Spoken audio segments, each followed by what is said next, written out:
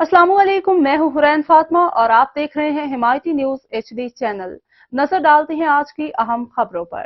National highway authority का सड़क पर नाजायज कब्जा जमा कर मुबैना तौर पर इलाके में इंतशार फैलाने के मरकज कमर्शियल खोखा मार्केट के खिलाफ एक्शन। कई फीट थड़ों पर मौजूद खोखों को मस्मार कर दिया गया।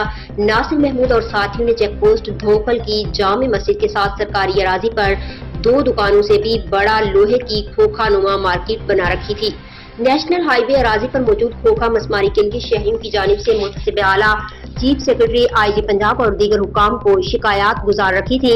नेशनल हाईवे अथॉरिटी की जानिब से नोटिस भिजवाने के बावजूद कानून शिकन अनासर ने तजावुजात न हटाई। कबल अज़ीम नेशनल हाईवे अराजी है जहां रास्ता अराजी वागुजारी के लिए होने वाली कानूनी कार्रवाई में कहीं तौहीन के इकदाम तो कहीं धमकियों से मामले को रुकवा दिया गया था। गुज़िश्ता रोज कार्रवाई के दौरान नासिर सैफी और उसकी साथियों ने जबरदस्त मुज़ाहमत की।